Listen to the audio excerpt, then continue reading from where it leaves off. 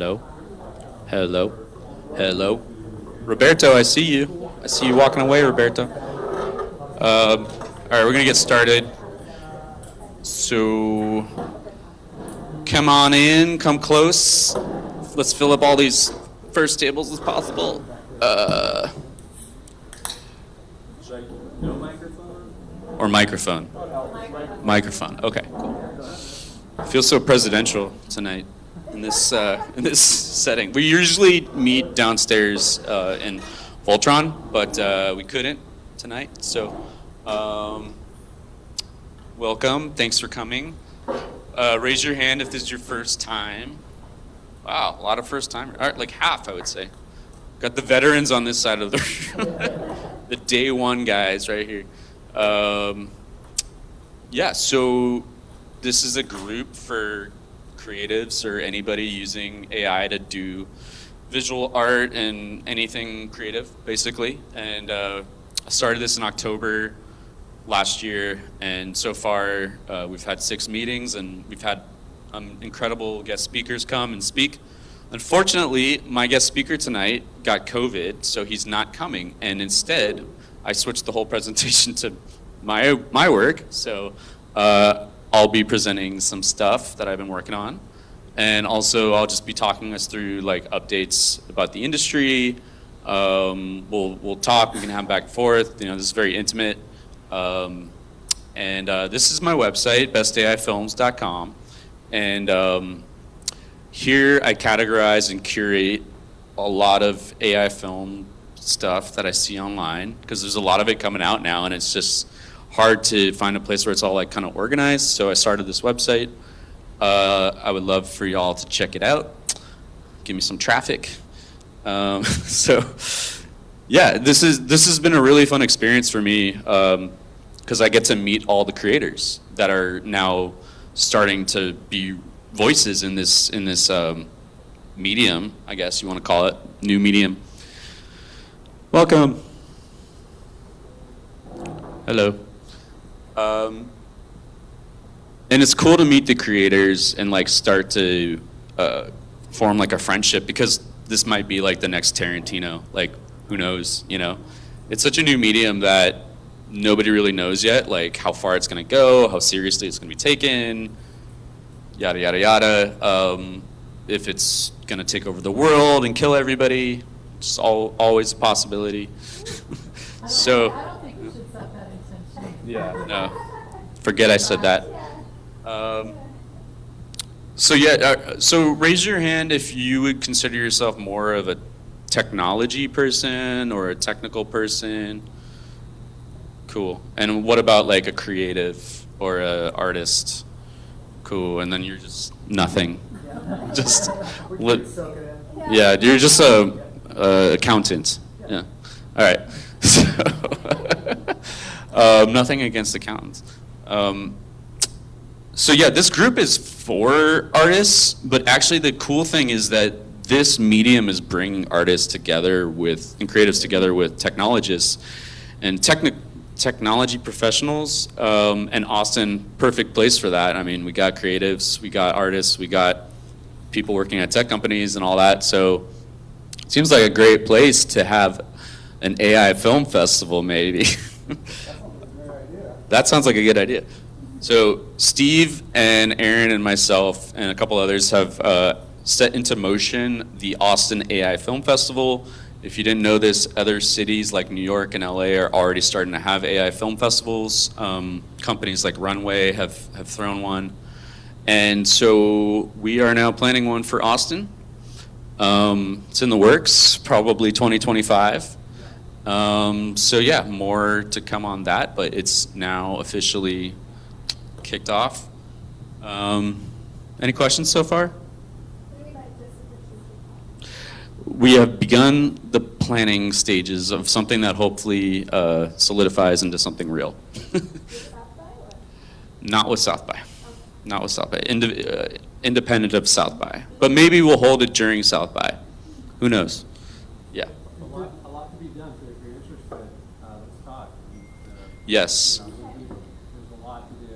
Yeah, I think marketing-wise, it'd be smart to have it around South by with film, because Yeah, they'll be in town, and we're definitely considering that for sure. Yeah. I think that's what, and what we saw, that there was nothing in particular as part of South by's program dedicated to AI film that we've seen so far. Like, so they're maybe a little behind, so we're hoping to be able to maybe jump into that spot. Are they doing it because they're learning of AI? Is this artists that are learning of AI right now? That's part of it. But it was also a bureaucracy. It's a big company, so we can be nimble and fast, light on our feet. But we do need help, so we'll talk. But happy to announce that is beginning, and maybe will be something really cool for the next 50 years. Who knows? So y'all came to learn something, right? And if you just came, welcome. There's drinks over there if you'd like. Okay, so let's get into this. Industry updates. Is this mostly for film? Mostly film and video, yeah. That's what this group is? Yes, but all art forms, art mediums. We had a digital artist here a couple meetings ago. Music is something we talk about. All of that, yeah. Is that not? No, I was just curious. Okay, yeah. I would say mostly like visual arts. Visual arts. I think film is visual art, right? So again, lots been happening in the industry. Every week there's some new software that comes out, and oh my God, like the hype is so crazy right now. But this is the real industry update right here. So, so Runway Gen 3. So Gen 3 of Runway came out since last time we met. Big step forward, I would say. Compared to Gen 2, we're seeing a lot more output that looks like Sora or Luma. If you guys have tried that. Has anybody here messed around with Luma? Yeah, cool. Has anybody here messed with Runway? Okay. Do you guys use Midjourney in the back? People in the back? Yeah? Okay. Midjourney is like the basis for me for everything I do, so that's definitely a big part of this workflow. Runway, I would say, helps animate what you create in Midjourney, so it's an animation tool for the most part. Gen 3 is what just came out. Gen 3, I noticed, now supports multiple character lip sync in one frame. So essentially, I mean, this is a really bad example, but it's identifying two people. It's actually identifying this poster in the background as a person. That's not a person. But the idea is that if you have two characters in one shot, you can now animate two separate voices into their faces, into their mouths, whereas before we couldn't do that. So before, I was basically just using it to do one character talking at a time, and now you can select characters. If you look down here, basically like I selected this guy as a character right here. I uploaded the audio from a real voice actor, and then he speaks the audio. But now you can do it with multiple characters. So I think that's really cool. I'm glad they did that. And now Gen 3, which is the newest like video model, supports image to video now. When it first came out, it was just text to video. Now it's image to video as well, which is really cool because that's how I work. But I would say the character and the object consistency isn't really great over a shot length, over one shot. Like when I tested it with a character, the character kind of just like hallucinated into somebody else. And it's really important for continuity that they don't do that. So, but movement is better. And now, and the big thing with Runway is like everybody thought it looked kind of like slow motion, and now it doesn't look as much slow motion, although sometimes it does still. Any questions on Runway? No, cool.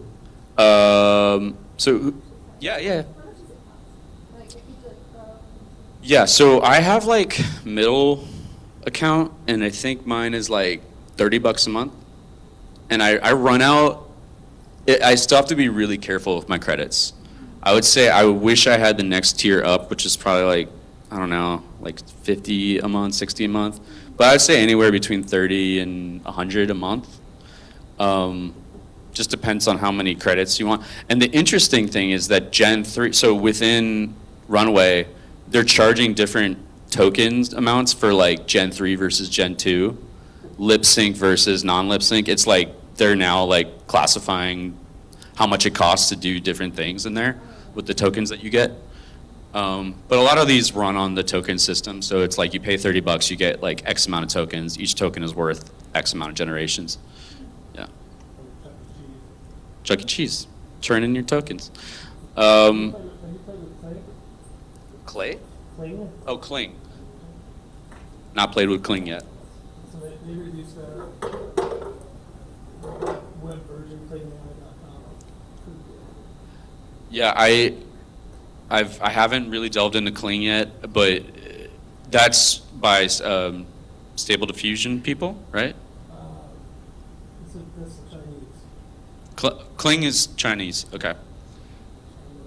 Well, again, there's like so many new things coming out every week. There's like Kling and Fling and Bling, and they all have like the same name. It's all hype, by the way, so it's still about how you use the tool, obviously. So Midjourney 6.1 for y'all Midjourney users. We were on 6, now we're on 6.1. There is a difference, and I was messing with it yesterday. There is a difference in the gens. Here is just one example of this same prompt. 6 is on the top, 6.1 is on the bottom. Differences in texture, physics, contrast, fur, color. It's amazing with words too. The words. It's good with words? The words, t-shirts. Oh, okay. So it's better than 6 with that. Yeah. Yeah. So that's interesting. So Steve is saying basically 6.1 is better with text if you have text in your shot than 6 was, which was a problem. Definitely a problem. Yeah, for sure. It's not 100%, like probably still, 2 out of 4 are accurate. Okay. Okay. Yeah, that's a pretty good ratio actually. But yeah, you could go in paint and fix. So. Yeah. Cool. Yeah. So Midjourney is still, in my opinion, like really huge. I mean, I know people use Stable Diffusion. Do we have any like Stable Diffusion users in here? Other than Will and Aaron. Oh, sweet. What do you use it for?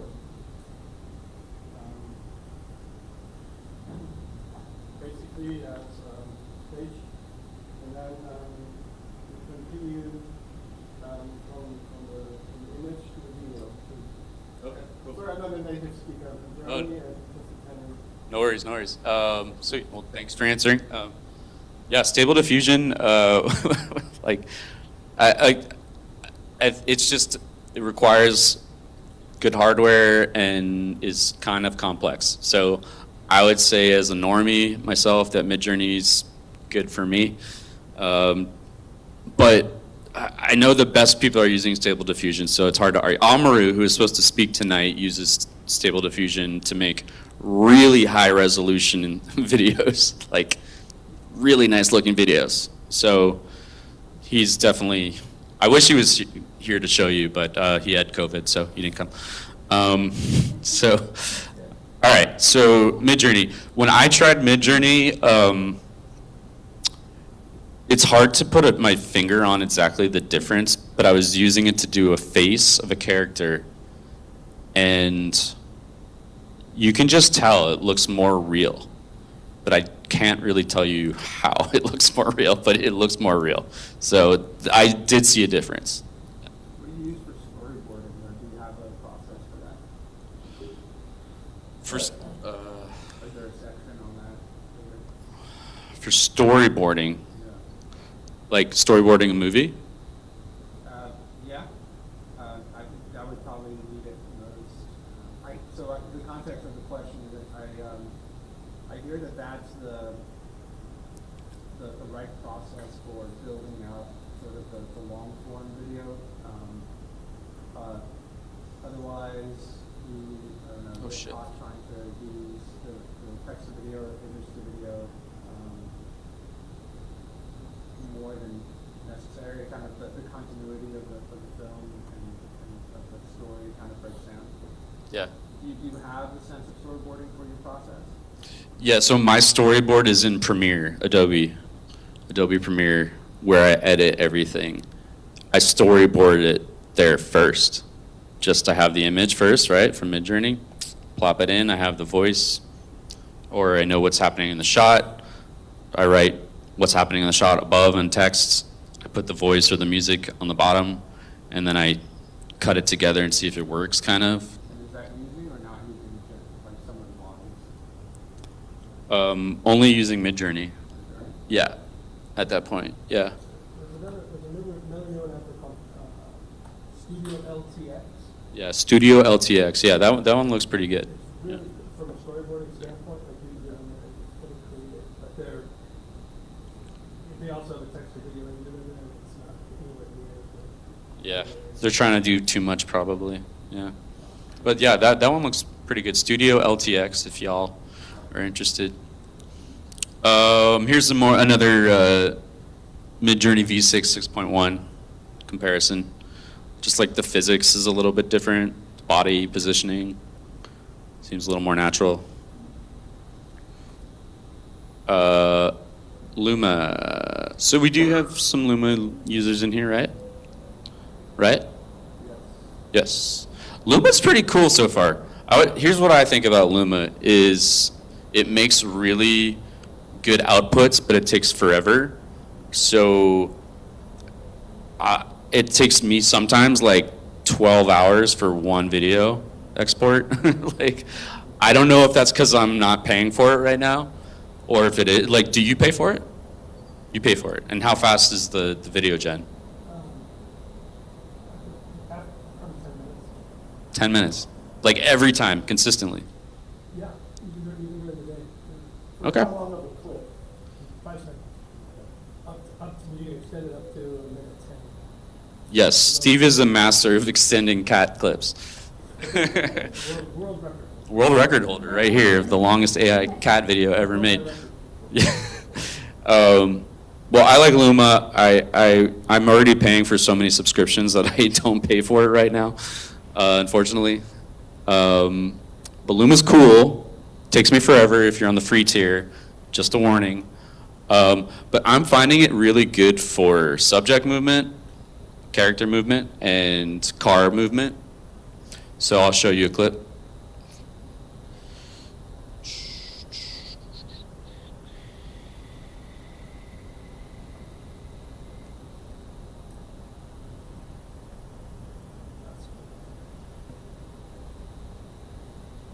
It's not like perfect, but it works, I think.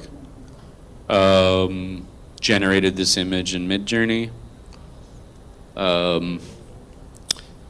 Yeah, way better than I was getting with Runway for car movement. And I probably speed clips like this up. Like, I probably sped this up a little bit, or not here, but in the next version of it, I probably sped it up from this even. It looks a little bit slow motion, and there's some hallucinating in the background, but I think ultimately it works for like a general audience. In Premiere, yeah. Yeah. Do you try traffic? Like multiple cars? Yeah, it gets hard. It gets really hard, actually. I do have a shot of like a bus moving amongst traffic. I think the more cars in the shot, the harder it is to get them all right. But if you have, one car, obviously easier to get right. The more cars you have, the harder it is to get them all right at once, I would say. Because some of them will go the wrong direction on the street. I find that a lot. Actually, if you pay attention here, the car is on the wrong driving the wrong way on the street. It's in the UK. But what I did when I brought this into Premiere was I flipped the shot horizontally so it looks like it's going the other direction. So it does look like it's on the correct side of the street. Something easy you can do.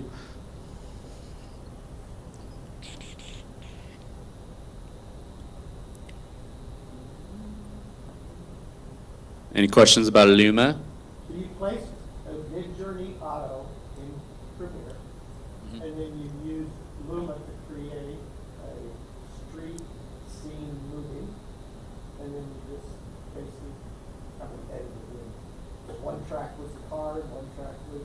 Yep. Loomis road scene, and bada boom, bada bing, got it. Yeah, but the weather and the design is all no in Midjourney. So it probably took me an hour to generate this shot. Did it look like that was rain moving up higher? Yes, yeah. The scene takes place with rain and water on the street and everything. So all the little details I put in there. Yeah. But is that, can you play that animation again? I did not, I actually thought I saw that water moving. That was, it's Mid-Journey. Probably is moving. Yeah. I mean, I don't know. Like you can tell it's overcast, right? I'm gonna add a sound effect of like, shh, like water on the street. So there will be water there. Yeah. So in terms of how you're editing and creating these things, are you able to do things like interpolation? I guess, what are the different ways that you can influence what you get on at different frames and things like this? Yeah. So like by interpolation, do you mean like giving it two things and interpolating the And, like, middle? go between or giving it keyframes and You can do that now. So you can do that in Runway now, and you can do it in Luma. Give it 2 frames. I've been playing with it a little bit, and it didn't work great for me. That's just me. You can probably get some good results if you keep going with it, but it'll take some. Please have a seat. this is a yeah. common feature among all of these now? Yeah, it's becoming like commonplace to offer it. Yeah. It's one of the newest ones for sure. But the 2 frames is really interesting. I've been playing with it a lot to take 2 similar images from the same. Yeah. Kind of get Also, it can work really well with the same shot, like you said, you in-paint in Midjourney. Yeah. You could like take the car here, in-paint it out, and then do the same generation, Yeah. to make it far away. Yeah. And then just everything else stays consistent. Yes, I think that's a way to do it. I tried that yesterday and it didn't really work for something. It's the Yeah. only way I've had it work, even remotely. Yeah, I need to experiment more with that. But it's definitely a good idea for sure. Yeah. All the software is really new, so well, not even just bugs, yes, but also like just separate features, like you don't have custom tree yet of certain characters, which they're starting.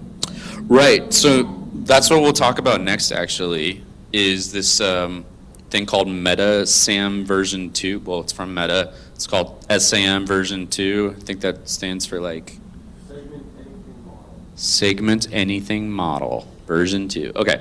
So this will identify any object or person in a video shot or a still frame. That's huge. I mean, it's very important for us to be able to do that. This is from, this is not like, is it out yet? Will? That's a good question. Download the model. Here we go. So anyways, yeah, this is going to help us a lot, I think, to solve that problem. I don't know a ton about it yet, but it looks very promising, and I've heard it's very good things. Oh, Dylan didn't come. Dylan was supposed to come. He didn't come. He was going to talk about it. So, any questions about that one? Does anybody know any more information about SAM version 2? It's not great with air, I've heard. Like, Mm. that stuff you got like translucency and then it kind of fails there. When they get that, it'll be crazy. So this is not something that's necessarily for generation, this is just for any video that does object detection. I think it's a detection, right? Yeah. But you can imagine feeding it into something in the future. I don't know how people are integrating that, but it's like when people doing infill or whatever, like you completely replace, the ball or whatever. I think that's the goal. Yeah, it's going to be integrated. I mean, then I can identify the car in the shot and essentially mess with that somehow. I don't know. I mean, I think it's definitely going to like come into play in a big way, but I don't know, like for manipulating objects in AI video, I think right now the best way to have control over that is creating a LoRa in Stable Diffusion, if you know what that is. Yeah, it's like LoRa. One of my speakers, Squid, talked about it a few months ago, but it's a way to identify an individual object and have control over that within an AI-generated shot or video, apparently. It's not the way I do it. Seems hard. It seems hard, yeah. So these images you can actually change, or like how would Not one yet. highlighted? It's just like a way of masking, like of masking things out. And you're supposed to use this to feed into something else. You, I don't know yeah. how people are doing that part. You can replace the ball, or change the color of the ball, or change the dog, or change the car, you know, like just altering shots in a way. Sure, we'll hear more about that. Yeah, I mean, think of it, I think, as like just a program to identify individual things within a shot, because we couldn't really do that before that well, and now AI is going to do it. Talked about this, so we're super excited. So now I'm going to present some stuff that I've been working on. Super rough, go easy on me. No, so this is a feature film I've been building on my own at home. I'm working with voice actors who I cast from a script that I wrote, from a movie that no producer would ever make in Hollywood. I mean, I got close a couple times, but then I just gave up on Hollywood. So now I'm making it with AI, and I'm going to show you a couple scenes.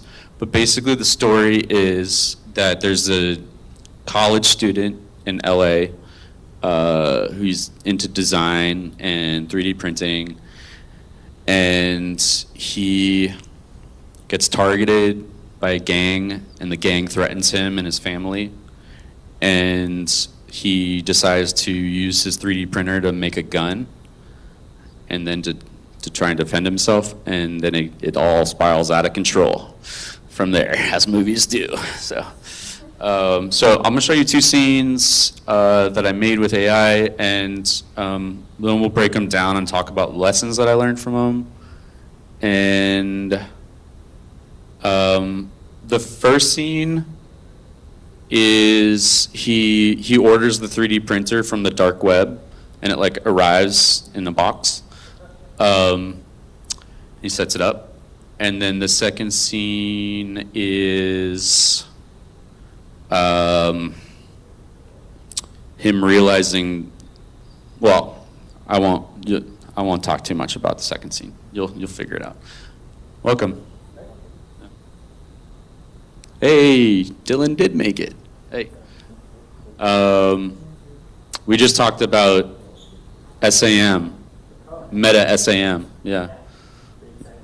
Yeah. You guys want to take a seat, feel free. There's some seats up here, drinks over there. All right, so hopefully the volume is good, everything. They're about a minute each, so it's like 2 minutes total.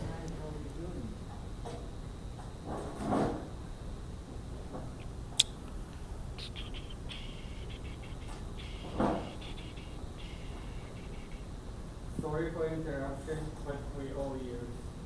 You're all ears? Okay, great. We just got to the part where I'm going to show some work, and then we're going to tear it to pieces. All right, hopefully this is good.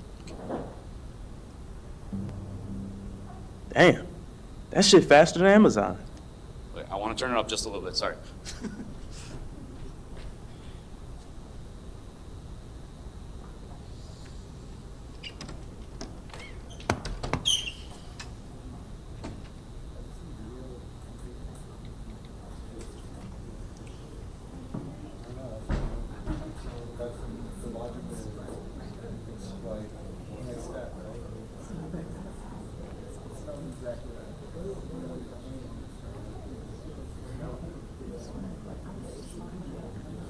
All right, here we go. Drum roll. Damn, that shit faster than Amazon.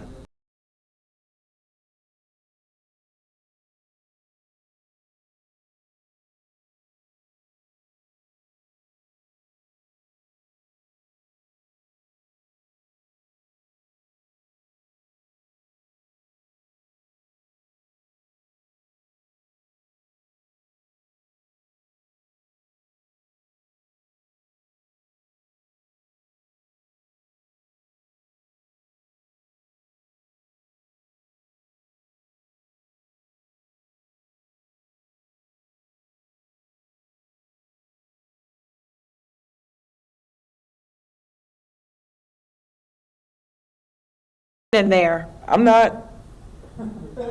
God damn. That was scene one. Thank you. We'll get there. Hold all your questions, please. All right, scene two. So this is later in the story. The threats are more real, and now he has to use the printer. Okay. And this is his friend, his best friend in the world. What happened to your face? Let's get inside. Fuck. God damn, dude, she's beautiful. These aren't even on the private market yet. How you get this? The dark web. Okay, careful. You don't want SWAT team busting through your door and shit. Why the hell are you so jumpy, man?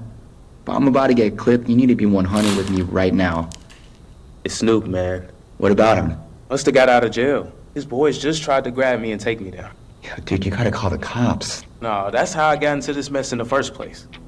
No more police. No more running. I need to protect myself. I need a gun. Well, there's no way to get one now. Man, sometimes, if you can't find a way, you make one.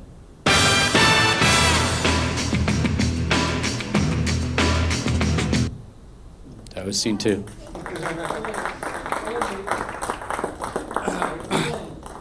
What's up? Explain what you wanted to say.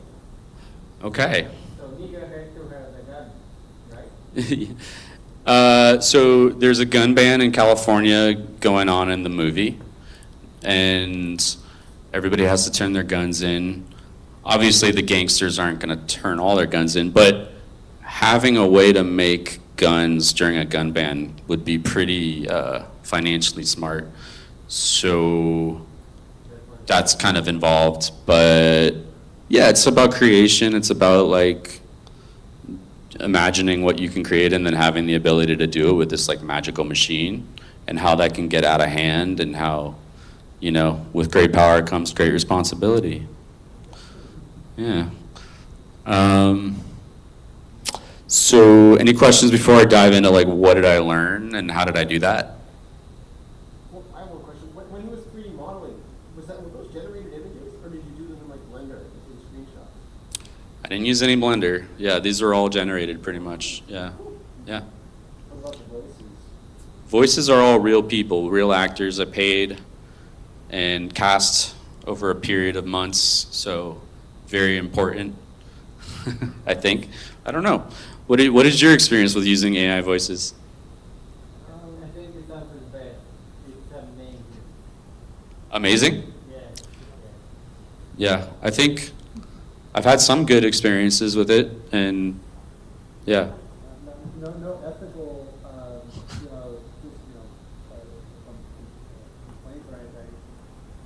Honestly, I haven't played with it enough, but, I saw that, like, the music and the voices are, like, 50% of the film. The sound effects. Huge. I think So important, yeah. I mean, there's something about a real human and the authenticity of that, and I can get my actors to read lines in different ways. I can't really get the AI to do that. I don't have that control. I use the AI voice for one of the characters, like a minor character, and you can always tell. You can always tell. So I'm gonna get a real actor for that. Maybe Edward James Olmos, if I'm lucky. If you know who that is. I'll clone his voice and call me. Yeah. Apparently Steve's very good at voice cloning, so. Did you record the voices and then match the video to the voices, or the other way around? Yeah, I had the actors record their lines. I picked the best lines, and then I lip synced those to their character using usually Runway. Yeah. How long is that video? It could be any length, really. I think there's a cutoff, though, like probably like 12 seconds. But the longer the length, the more tokens. So I was like, what is the fewest amount of lines I can have this character saying so I don't have to pay another $30? It's like animating a movie, though. I mean, it's like similar kind of process. But like I said before, Luma is good for like objects movement, the car shot. Runway is good for the lip sync right now. So. But it's not possible to do both. It is. It totally is. Yeah. I'm just talking about what tool is. I'm finding what tool is best for what use case, and I think that Runway is good for lip sync, and Luma is good for like a car driving. What I mean is, Yeah. you didn't really have any of your characters moving while they were talking. Not in those shots. Yeah, but I do. Yeah. One problem I will say though is that yeah, they do feel a little static, but there are ways to get around that. Well, you know.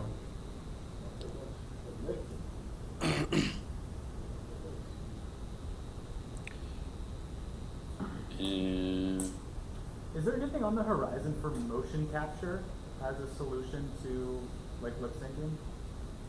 Yeah, it's already happening, and I mean, well, HeyGen is good. HeyGen's getting really good. But wasn't there another thing that was like using motion?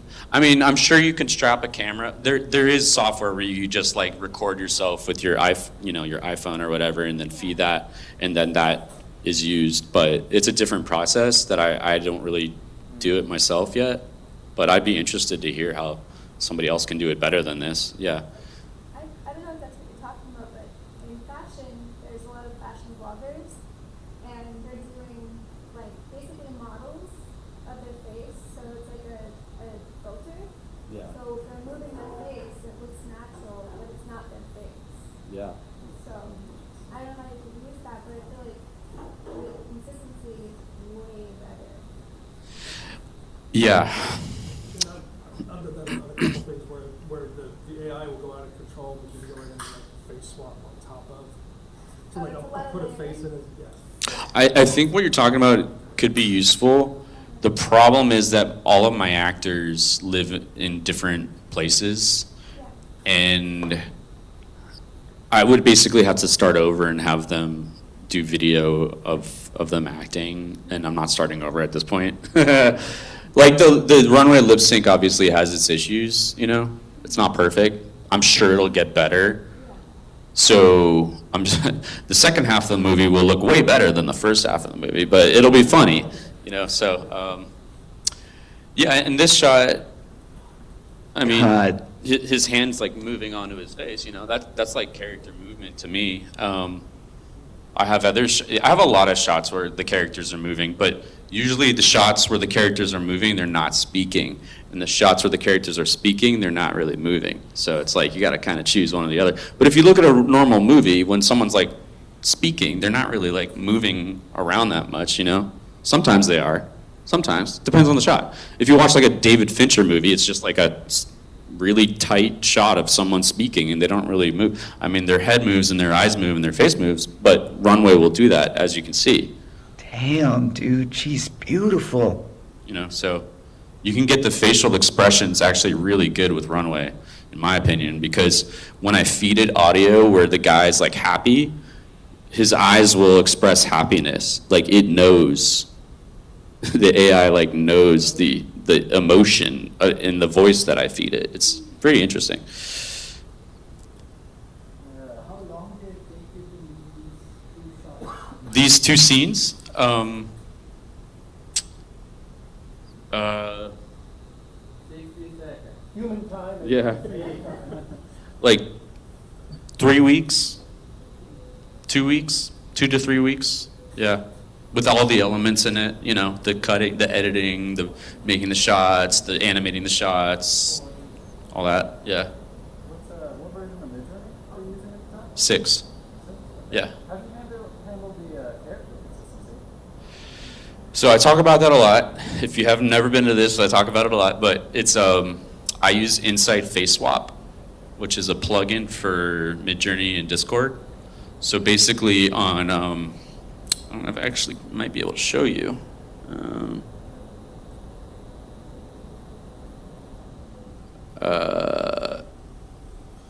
Okay, I don't know what's going to pop up on my Discord when I open it, so just bear with me.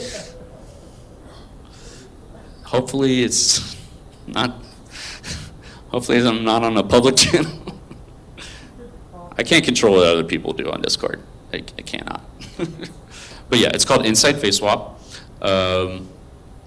It's my way of doing continuity, and it's basically the best way I found of doing it over trying a few different methods with like CREF and Midjourney, if you know about that. Yeah, I was curious. Yeah, so I've compared this against CREF, and this is better for me, in my opinion. I was going to get into this later, but basically, the Insight will take the actual actor's face from a photo and put it on the model, the AI character body. But when it does it, it's very accurate. And when you do it with Midjourney with CREF, it's less accurate. It's weird. Yeah. You're dealing with like photorealism always, right? Trying to. Yeah. I mean, whatever you call this. I mean, I don't know. Yeah, it's not. We're gonna forget about Discord for now. Going back to the question of like animating the voices. Yeah. Do you use a specific plugin for the videos to lip sync the voices, or is that called generative runway? For lip sync, I mostly use Runway. Sometimes I use DID. What's that? It's like a lesser known website for lip sync. And I'm sure DID will get better too. I think right now Runway's the best for me for lip sync, and that's all I use. Yeah. The new agent is cool, but it only does the face. Gotcha. Yeah. All right. So now talk a little bit about some things.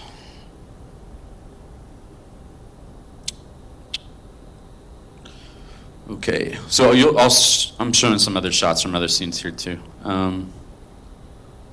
Okay. So the first thing I will talk about is color. By the way, who here would consider themselves a filmmaker?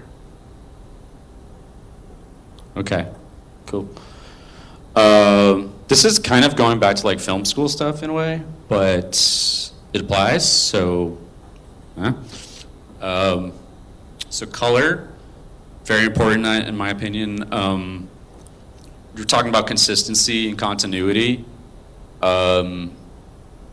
If you have your character, I think, in a unique color, it becomes psychologically easier for the audience to like follow them through each scene. So I put my guy in a pink shirt here, and that whole day of the movie he's in a pink shirt and he has a yellow backpack. So you see pink and yellow, you're like, that's the character. But then you see, this guy, and you think like afro black shirt. So whenever you see that, you're gonna think this guy. So yeah, not just the wardrobe, but like the props, backpack. I'm not gonna say that they're completely consistent. Like the shade of the pink is not the same shade pink, or maybe the texture looks a little bit different, but the basic idea is there, and I think that's important. I don't know, would you disagree? No, I was just curious how it stacked up against things like CREF. Yeah. I spent a lot of time trying to just make that work, and it's all over the place. Well, what do you mean by that?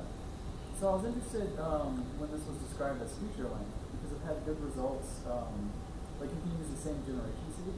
So maybe you generated this character, and then you edited it, and you changed poses. And you can pick out 10, 12 good ones, and it's the same character very clearly. But when you get to feature length, recreating that after those initial 12 pictures, it just falls apart, right? I think honestly, dude, like Insight Face Swap is the answer for now. Right, that's one I'm not familiar with. Because it's all in the eyes. It's all in the eyes. If you get the eyes right, the audience believes it. And then you add the shirt and the hat. I'm telling you, like, it's psychological. Like I went to film school. Like this stuff is like baked in, I think, to audiences basically. Is like the eyes are the most important.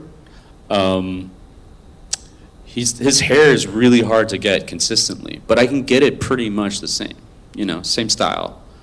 And that's, I mean, to me, that's the best we can do right now.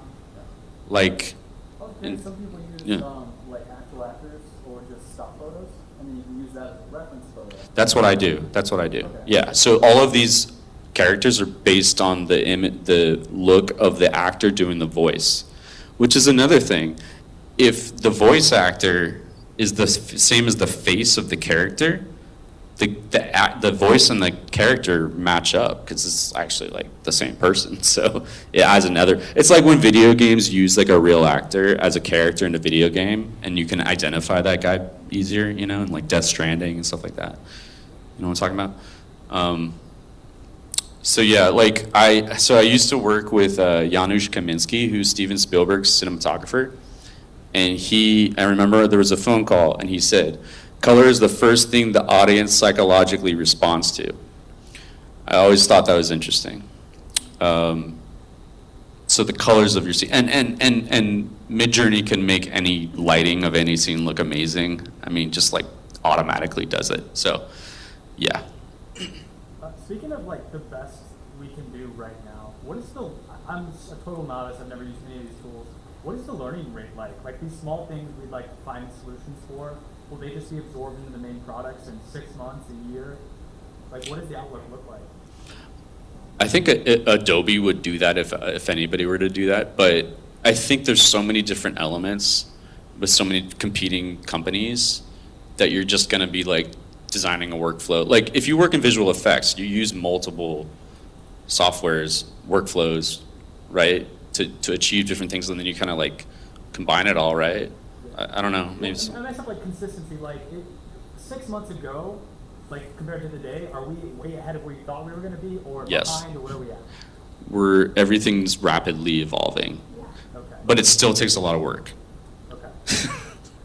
Just like anything, good. Yeah. Is there a benefit then to like learning these granular solutions if it's just going to be an advanced product? You're going to be smarter for it, Okay. and you're going to know the stuff better, and you're going to have the experience in the portfolio to show. You know? You're also learning the logic as you create it, so you're learning it step by step versus if you're. They create 40 more things, you only learn 5 as you're going along as they develop it, and you know, really in where you're getting taught. The underlying stuff that's happening, there's just one thing happening, and everybody gives it different names or whatever. So you may, let's say you stick with runway, go ahead.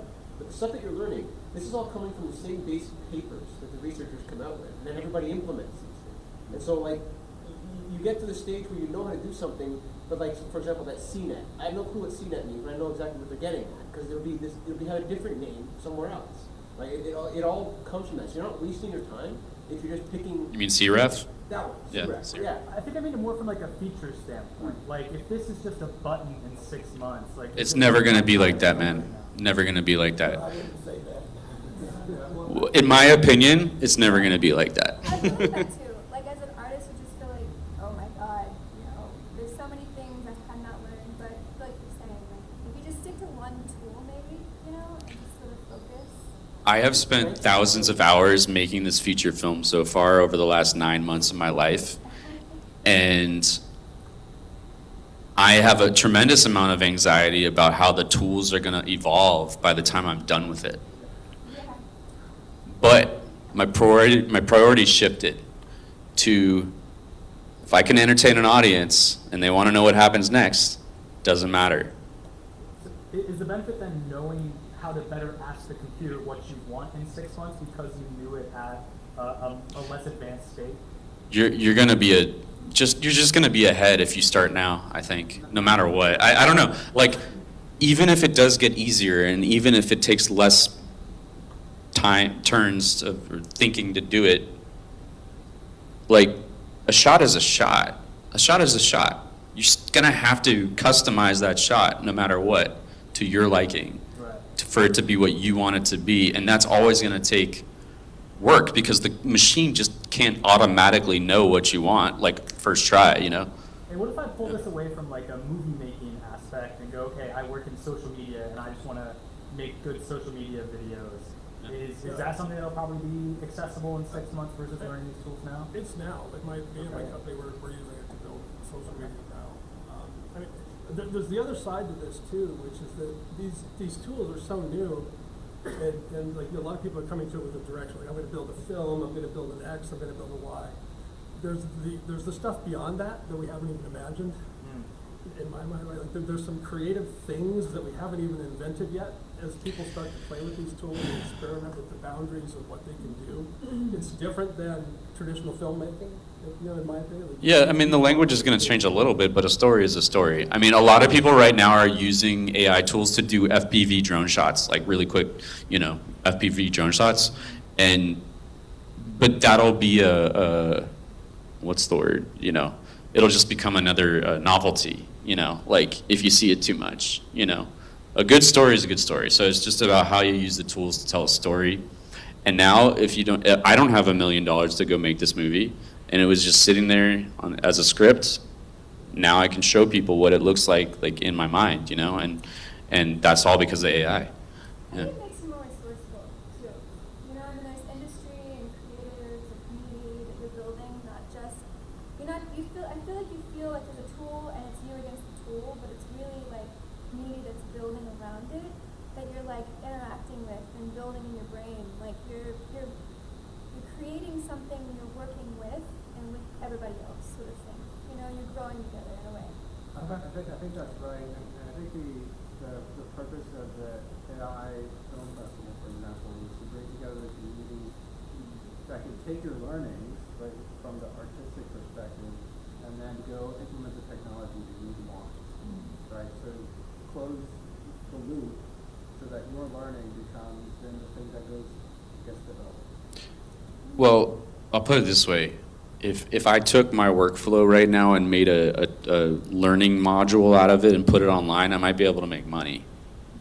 Just about like what people will buy. I mean, I have my way of doing it that works for me and I've become comfortable with, and that's gonna change and adapt over time as the tools change. Like, I have to decide right now, do I wanna use Midjourney 6.1 or 6 for the rest of my shots, for the rest of my movie? I have to decide. I might use one or the other based on the shot. Whatever has the best output, I compare like all these softwares to each other, just same prompts. Which one has the best output? And guess what?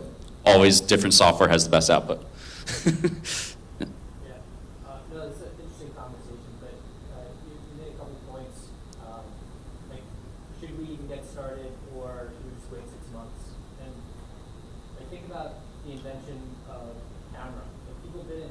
People were taking photos when cameras were terrible, and then the whole point is it's an art form. It's not to say that one's a higher quality or resolution photo is better than one that's lower res and lower quality. This is a technology where generally these models are advancing 100x every year, and the whole point is to ride the wave and build art and have skin in the game to understand how these work and yeah, just make stuff. If you're talking about social media collateral, just start making stuff with it. Just start messing with it. Offer that as your work in your portfolio. I don't know. I mean, you can do anything with this stuff. So whether it's a 30-second TikTok video or a 30-second advertisement or an hour-long movie, it's whatever you want to use it for. So they're going to get better, but it's still going to take work, like I said, to be exactly what you want it to be in the end, A lot of work, I think. Yeah.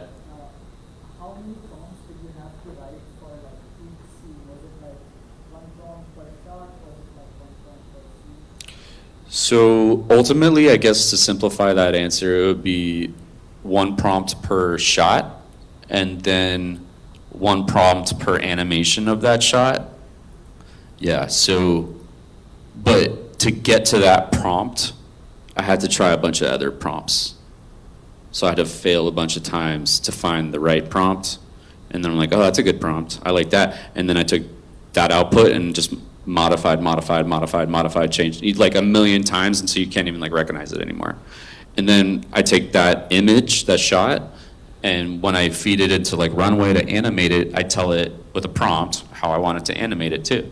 Or I won't use a prompt and I'll just do a camera movement, just a simple camera move, or I'll isolate like his hand and make his hand move, you know? So it's kind of like you like choose one or the other. It's like, do I want his hand to move, or do I want the camera to move, or do I want this? You know, it's like, I'm gonna choose this one and make sure I can do this one really well instead of trying to do all of those things at once, which is really hard, in my opinion. But I don't know. All right, I just wanna like keep going through this and then so this lesson, use what you can of your outputs. So in order to create my scenes, I get a lot of bad, weird stuff out of AI, and it either happens, you know, in the middle of the shot or at the end of the shot or wherever it happens. If it's at the end of the shot, obviously I'm gonna just like cut out the bad part, right?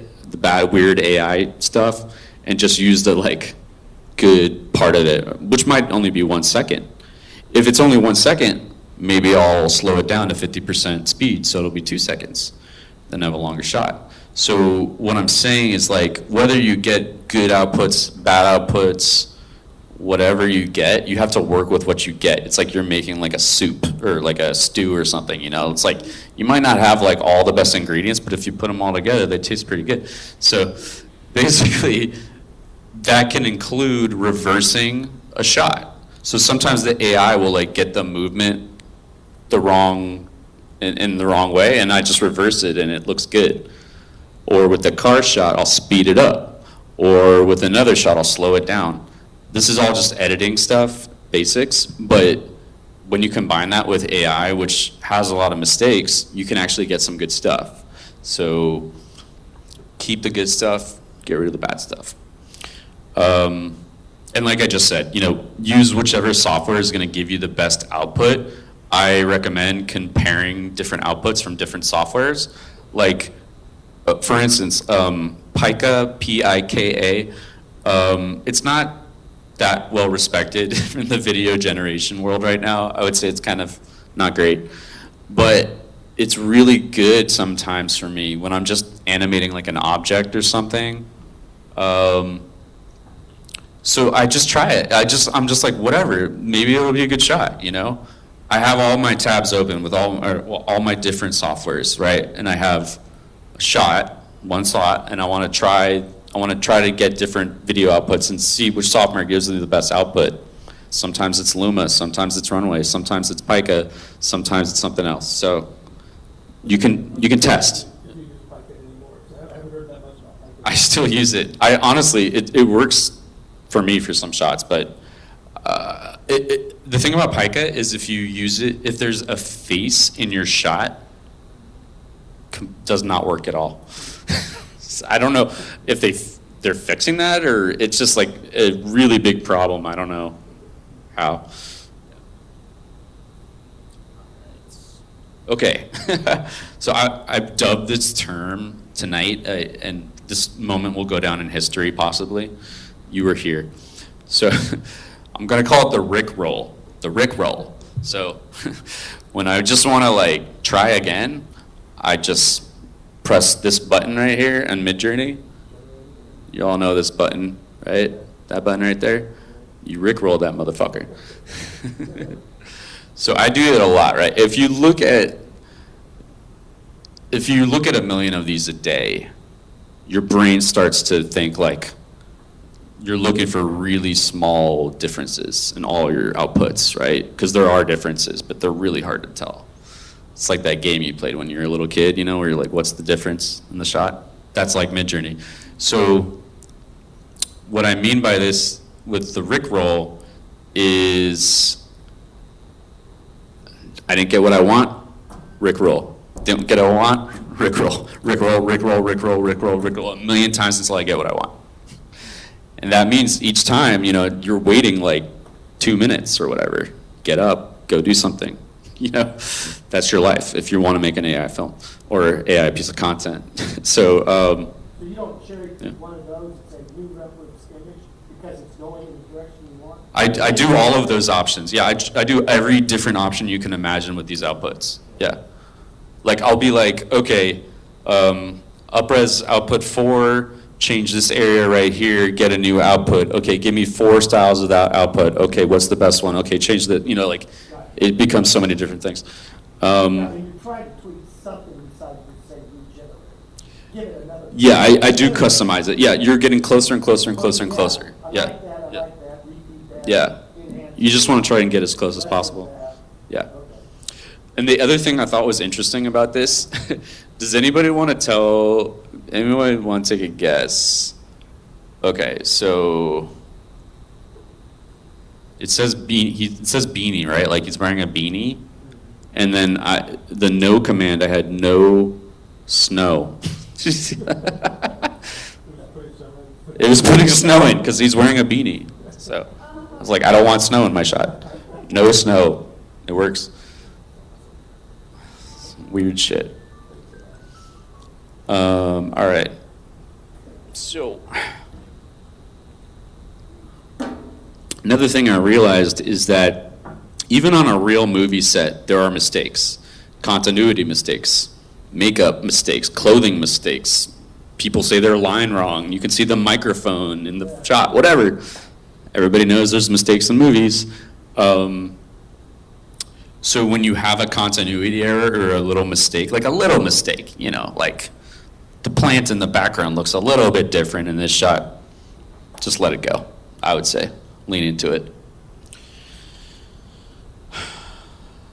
Yeah. This I was saying before, it's all in the eyes. So this is an example of inside face swap. So this is what I got. And this is the swap.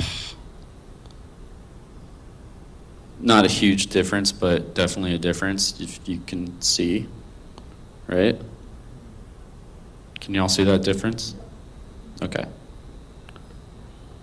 And that little difference is actually psychologically huge in my opinion. The eyes, again. So this is an example basically of me in Discord using Inside Face Swap. It's really easy to use. It's not hard to use at all.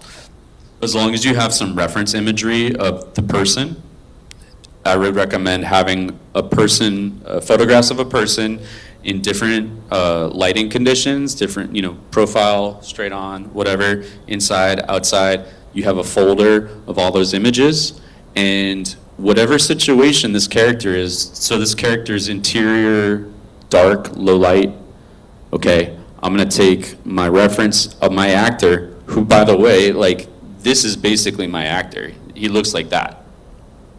His name's Jalen. So he gave me all his photos, right? I'm using them. I know what Jalen looks like also. So now I can know that the character looks like Jalen when I get it right or when I get it wrong. Again, the hair is going to be a little different. The body weight might be a little bit different. But overall, you know, eyes, face. So again, Inside Face Swap, really easy to use. And I'm sure there'll be tools other than Inside Face Swap very soon to do pretty much the same thing.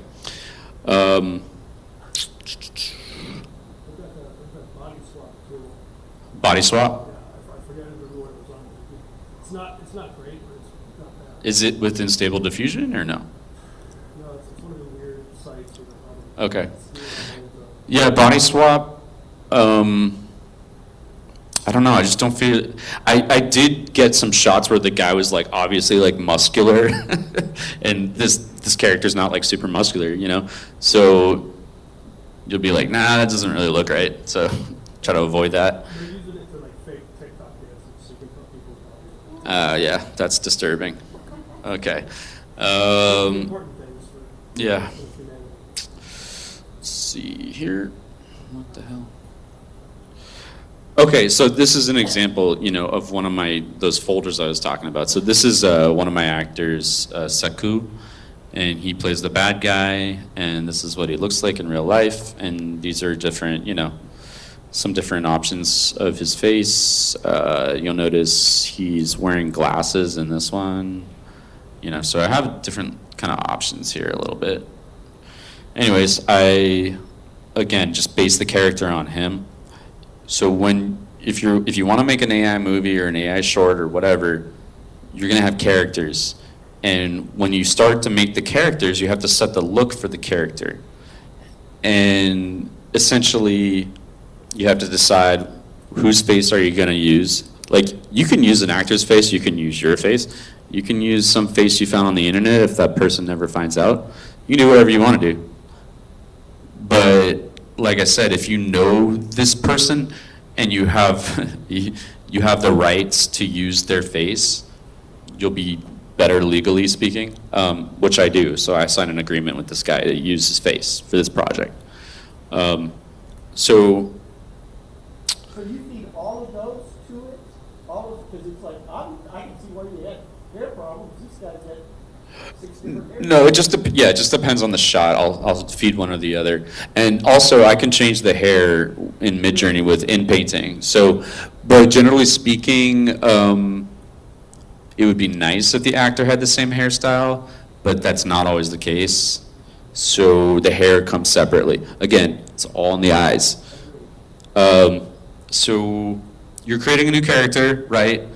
You base them on something, or you don't have to. Yeah. How does glasses affect like animation when you're using something like Glasses? yeah, I haven't really like run into that. I'll put it this way: the more details, like glasses, earring, scar, you have to reproduce all of those in every single shot.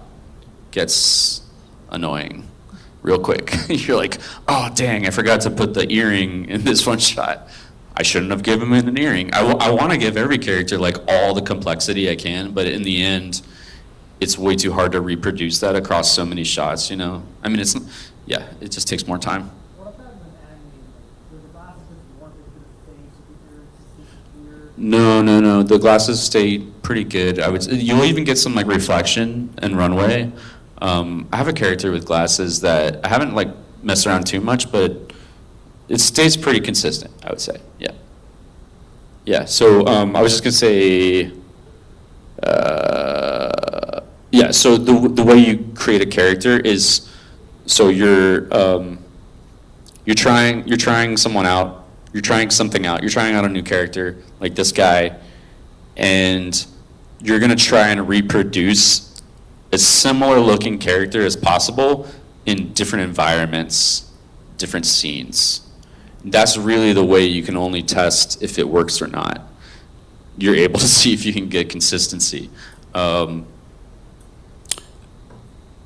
been creating this new character, and yeah, the hair is so hard. Just in every situation, the hair is very hard. That's probably true in real life. Yeah, the hair and makeup person. This is my other one of my other actors, Jalen, the guy who's. So as you can see, his hair is different than the main character's hair, but his eyes and face are pretty similar. Like I said, I recommend casting real actors for real voices. You pay them, and then you not only get their voice, but you get their likeness for their look. It's not as easy as it seems to just invent a look of a person or a character. I mean, because you're ultimately basing it on something, you know, eventually. But if you, like, let's say you create a character and you just create the look out of nothing, and it's not a real person, to be able to reproduce that look across multiple shots gets kind of hard. It's a little tricky. Yeah, get an agreement, keep it legal, keep it nice and clean, so they can't sue you. All right, yeah.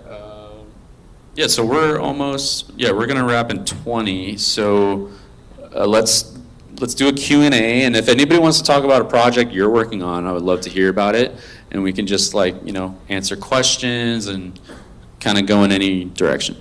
Yeah. Yeah. So, but in every shot, like you're going through, you're balancing keeping the character consistent, but also getting the shot you want, the camera angle, the background, the objects you want. Within like the next So the way this is moving right now is those are going to be isolated completely, where in the next like 8, probably 6 to 12 months, you'll have generate my avatar, build up a library of assets for them, whether that's their pink shirt, and then you can generate focus on the shot, and then swap your avatar in at any point, change their shirt to the one that you have, you know, and work on character and like the shot separately from each other, independently. But the environment is separate from the character? Yeah. So like you can generate a general purpose shot with any character, and then swap your avatar into that shot for that character, and then it'll in paint and fill in everything that's missing if they're a different height or something. But it'll be completely independent process. Who's working on that? There's a handful of pretty much every research lab is working on stuff like that because everyone's running into this problem. But it's just a matter of who comes out with it first. Who's leading the charge? I would guess that Meta is right now, just because of like the SAM2 model coming out. That's the best for segmentation. That's sort of like the very beginning of isolating individual things and then being able to swap them out. But what's interesting is you're talking about generating a shot and then swapping my character into that shot. If I generate the shot with my character already in the shot, then I don't need to do that, you know? If you want to make your shirt consistent from the previous shot, or if you want to just have like, they wear a certain type of glasses and you're not focused on generating that specific shot in a particular scene, it's like a post-production thing where you just swap in that exact pair of glasses onto their face. Yeah. Yeah, no, it's definitely going to help in a huge way. I mean, it'll make my life easier, for sure. I think that'll between 6 and 12 months. It'll be a whole new toolkit. It's going to help. I want to add to that. I think that feature is very powerful to an extent, and I think artists could make sense of it. But it just go back to the point that was made earlier about what do you do about the rate of technology change. The technology is not going to get better automatically, right? It's these teams that are working on this thing. So I think the best thing that the artists can do is get connected with those teams that are working on this. Have an influence on where the technology goes, right? Yeah, it's like Sora working with certain directors right now, or like OpenAI. They're going to ask you so many like for questionnaires and input because they're working on. Yeah. And they'll tell you like if they're working on a feature that you keep your testing. We're working on it like in the future. Like I've asked for puppetry. Like I want people to dance. I want people to control their arms. Like. Yeah, everybody has different issues that they need solved right now, and they're all being worked on, and it's definitely great to work with as close as you can with the companies that are making the technology, and that's what we hope to do with the film festival, is to introduce all of those people together, basically. But I mean, it's similar to visual effects right now with regular movie making, you know? It's just, I'm sure tools come out that make VFX easier every year, and the VFX artist will still tell you it's a lot of work, you know, create a shot. Yeah. Can you use a 2D render of a 3D environment you built in Blender as like the base for an image or video? Yeah. Yeah. So like with this, what's the new meta tool? Sam. So could you use like motion capture to put yourself into Blender and then just change the body parts to the colors that Sam would use, and then tell Runway that these body parts reflect? I think you lost me at some point in that workflow. Like this is the first step, is identifying that, and then actually replacing that or generating that. That's what's done. Okay. So you can do it with 2D though, right now. So that's a perfect example of probably a really good idea, right? That makes sense, and like somebody can make it real. Somebody can go. You should work on that. But also for social media, you're talking about making short form content, and so you're making smaller cuts, smaller shots, versus the problem that is coming is when you try to do it longer or repeat something. Like you have a character that you want to do over a campaign of 5 things, and what's that that variation. And so like at least with social media, if you're doing like only a 30-second spot, you're gonna run into the problems he has, but you can maybe fix them sooner, but you're learning it. And then when you do wanna go from like a 30-second spot to a 3-minute or totally different, maybe you eventually wanna make a TV show or something, you can keep building out, because like also like social media influencers want to always want to expand. Everyone's eventually going to go back to what like Hollywood was, like a movie and a film. Right. But how do you have that? An asset is an asset. You know, if you're talking about environment, right? Like, you want to create an environment in Blender, and then use it in a VR video, or I mean, Well, I'm just thinking, AI like, video. if I just use like a webcam to basically get a model of my body moving that's in like a 3D space, then could I take stills from that to turn it into a video? You could. Yeah. There's some product, I don't know the name of them because I like, just like Instagram I follow, like evolving.ai, and they're always introducing, so there are things that are motion capture. Yeah. So like you do a video of yourself and then you put a face on it and then it animates the. I would look into HeyGen the most. HeyGen, HEYGEN. Yeah. Yeah, HeyGen's pretty good for that, I would say. Yeah. Coming back to is that you talk about like the intuition for filmmaking, like story is what matters, and like if you know what you want on the screen, then is that what's valuable, or knowing the small granular technical tools that are going to be obsolete in 6 months as it gets better?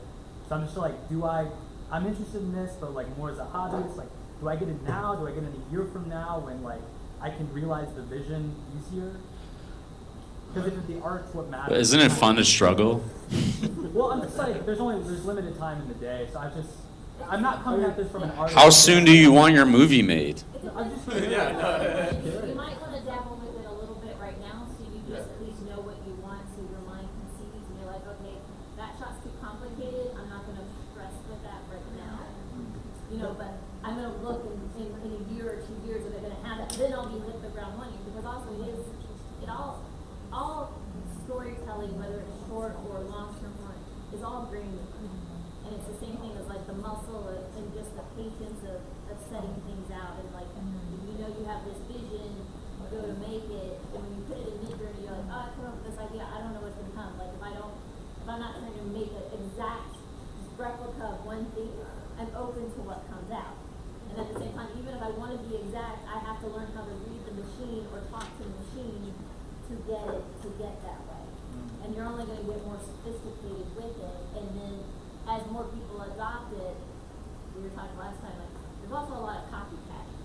So people think they're doing something original, but they're just knocking off their It's all about what you want to do. It's always going to take work to make something great.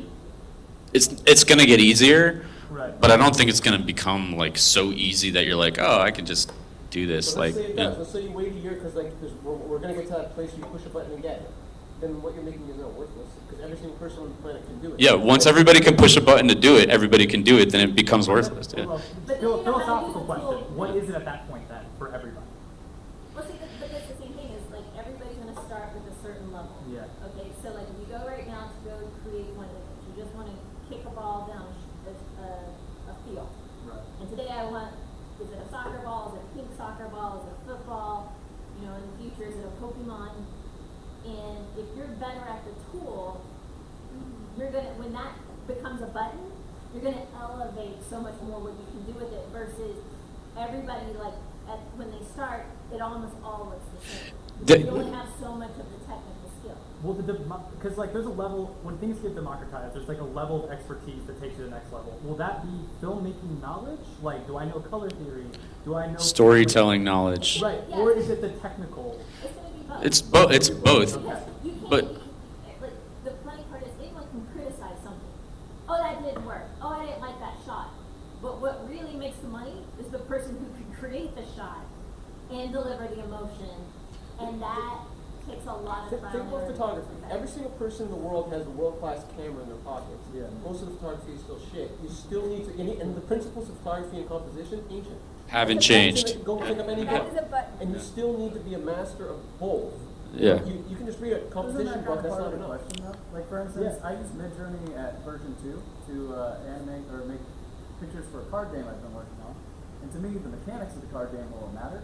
but I spent, I think, 800 hours making 200 cards in V2, and then V3 came out. And instantly, I can make a better version than multiple hours for one picture in 5 minutes, right? Yeah, but a better version is not a concept. A concept is different than a better version, you know? Notice that from a different angle. I think once V3, for instance, and Midjourney came out, that was the moment where I would say, go work on your project now. Do use this. Obviously, you have to work out the mechanics if it's a card game or the shots. And Yeah, I think we've hit a baseline level where all of this stuff's now really good, and it'll get better, but foundationally speaking, now we can do anything that we're going to be able to do. We'll see it get easier and less technical maybe, but this is the baseline, like 2024 right now, you know? And I'm looking at it like from a volume standpoint, right? Like I'm a writer by trade. I'm a good writer. I now consider myself a visual artist, and the only reason is because of these tools, right? Because I'm not going to go paint something. I'm not going to go play with Adobe, this or that. So I can do this now. I can do that. Now I'm doing voice stuff. This makes the technical less technical for everybody, yeah, but it's still going to be, it might be less technical, but it's not any easier to tell a good story. No, but it's the story that matters and not the technical part. So what I'm saying is a year from now, the technical part is obsolete compared to now. Isn't that like a better place to jump in? You're not recognizing that expectations change over time. So like when CGI was invented, right? Like people said, oh, budgets will go down because it'll be easier to create these visual effects, and it did become easier to create equivalent explosions in CGI than go buying a bunch of dynamite and blowing things up. But people's expectations of what an explosion should look like went through the roof. And now budgets are way more than they ever were. You have like, before 2000, there were like 5 films that were over 400 million. Now it's like multiple a year. But people are getting sick of it because now you've seen so many Marvel movies that all the action scenes in the world can't impress you anymore, and you can go back to watching a simpler action scene with practical action that looks better and feels better than a visual effects splendor that cost $1 million to make. You know, so like that's expectations. But that's not the point. The point is that as technology gets better and better and better, the expectations change and the goalpost moves. Like what I'm getting at is there's always going to be a frontier of pushing the edge. Like yeah, you could say a 2D movie that we can watch is like the frontier right now in generating AI movies, but then it's going to be AI VR experiences. Putting on a headset and being a part of it. Like the frontier is going to keep moving forward, and there's always going to be someone in the room saying, should I just get started now or should I just wait? Right. And you're going to wait. Well, but too, you could consider that if you haven't finished your project artistically, focus on that for now, and you will get better. But I was saying that baseline, like you said, has been hit for video, audio. The day one that I realized I could do this, I started turning my script into visuals because the script took me 5 years. That's the hard part. People easily overlook that, I think. Everybody is gonna make something look beautiful in AI. That's easy now. Like a spaceship taking off, oh my God, it looks miraculous, but so what? Who's on the spaceship? Where are they going? Why do I care? That's all that matters, in my opinion. Technically, we've gotten so good with VFX and explosions. Like, compare a movie from the 1990s to a movie now in terms of special effects, visual effects, right? Way better right now. But I might still go back and watch a movie from the 1990s because I like it more, and it's more fun. Even though the technical stuff got so good that it looks so real, it didn't matter to me in the end. Because I didn't care about the story as much, you know?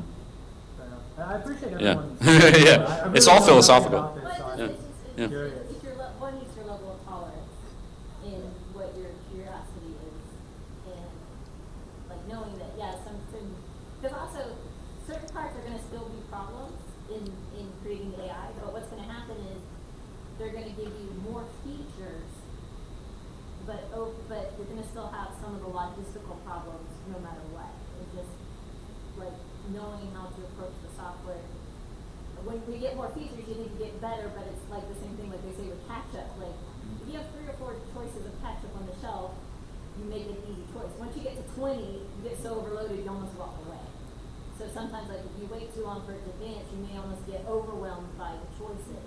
It's just balancing what you want, how it's coming out. Like for Matisse and me and some others, you know, it's, we have an idea. At the moment, we don't have the budget. I can't get an actor, but oh, I can start getting it going. I can get something in line. I have another thing. And maybe you have the technical and you want to learn the technical, and then go, okay, well, I'll eventually want to partner with someone artistic, but I at least know the function. And with social media, they're saying like it's going to be 80% within the 6 months. Most of social media is going to be created from AI. Right. So that's a fast. Once there's so much stuff out there and so much content, it really becomes about curation, which is why I started the website. You can go on YouTube and see 1 million AI films right now, but maybe 10 of them are really good. So it's also becoming about, you know, separating the weed from the chaff, you know. Well, look at So YouTube channels. Some like lower tech has bigger following because people are attached to the people making it. yeah, people become attached to things for different reasons and enjoy things for different reasons, and it's not always the technical proficiency, you know. So yeah, I would just encourage anybody to, like, if you want to make something, start making it and see how it goes, you know, and experiment, and then at least you'll have some assets for your portfolio, you know, if anything. Yeah. And you may never go on and say, oh, then 4 months later I want to try it again, but at least you started the mental process. I mean, if you have Yes, like sir. that one. I'm curious, like in the next 5 to 6 years, like how is this style of like working with the tools going to change storytelling and filmmaking? The style of working with what? Like style of working with the tools or like creating content, like using AI to create content. Yeah. How is this gonna change like storytelling and movie making in the next 5 to 6 years? Well, more people are going to have access. So suddenly, yeah, like everybody's going to, you know, like when we got cameras on our phone, everybody's like, I'm a photographer. I'm going to take pictures of everything. And then when everybody gets the ability to do this, maybe everybody will be like, I'm a storyteller now. I'm going to tell you a story. Look at my story. But it's like, I don't know. I think it's going to democratize, which is great. So more people who didn't get a chance to make movies are going to get to be able to make movies, which means you're going to get to see a lot more variety in niches and subgenres and weird shit, you know, which is great, I think. More artists are going to be able to create art. Yeah. To play devil's advocate, you could also see a lot fewer people, right? I mean, think about what you're creating right now compared to if you were to do this with actors and, you know, all the other creative people that come in with. Yeah, I am doing it with actors. They're doing it with actors, but they're not contributing in the same way that, for example, if you, like, there's the famous story about Robert Downey Jr. in Iron Man. And he comes out with the whole I am Iron Man thing. Oh, ego. You're talking about ego. Yeah. No, but that's. Oh. Well, a lot of people wouldn't do what you're doing. He essentially changed the way that movie ended, right, through his ad-lib. And there's a lot of these things that will get lost if it just becomes a matter of, okay, who has the funding to go and then produce this movie and take basically the pieces of people that they need. Right. And then use machines to generate. It's a different process. You have to deal with less people. If you are introverted, it's way easier. It costs less money. It's a completely different process. And I can create like, I can create like Fast and Furious if I wanted to. You know, like huge budget movies now could be made. But you know, do you have the actor that everybody wants to see in it? Do they care? You know, like all these other questions come into play, you know, political questions, casting questions, value, you know, all these things come into play, I think. But yeah, I mean, maybe less, so you're saying that you think less people, like the devil's advocate thing is what? I think that it will democratize and make it possible for more people to become creators and to be involved in the creative process. And I'm saying devil's advocate, if it's not, you know, the potential is fewer people actually become the ones that are creating content, right? Because they kind of drive out the rest of the people from the creative process. Possible. Creating content.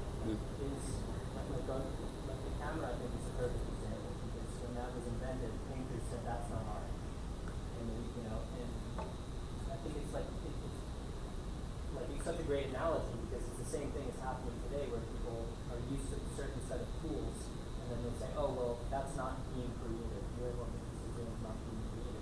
It all just depends on what you include in that set of things. Yeah. Yeah, some people might think I'm cheating, and some people might get mad, artists, actors, whoever. But at the end of the day, why should anybody be able to stop me from telling my stories that I want to tell? So that should be a freedom that I have, I think, is to visualize what I've written, you know. But that's it. We got to go. Thank you all for coming. Hope you got something out of this. And yeah, come to the next one.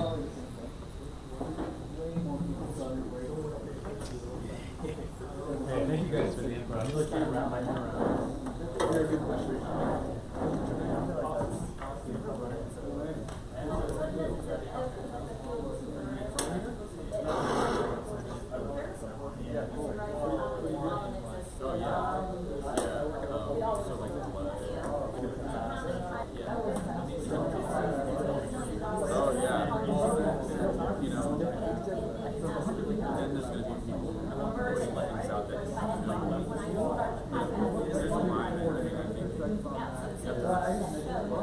Actually, I don't know what kind of moderation, but I see a lot of people online just looking for like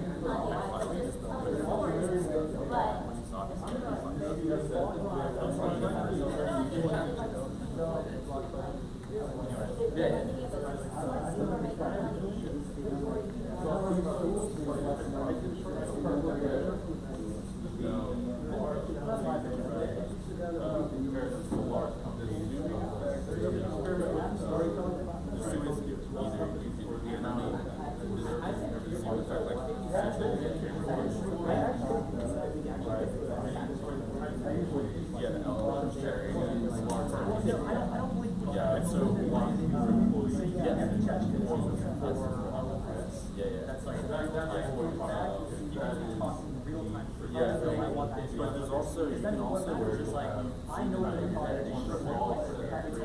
so sometimes I use like a project resolution and have it look a certain way. Sometimes I use the AI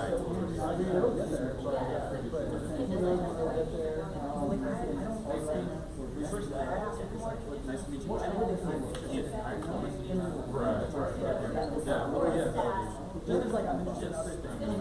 Get the guy. Okay, so yeah,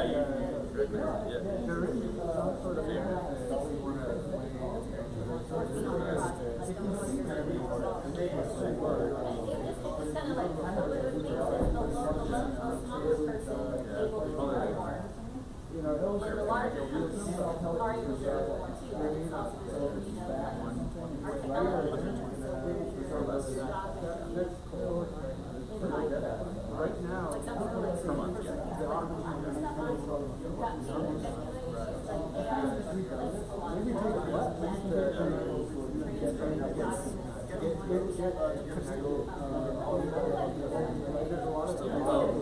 using this and opening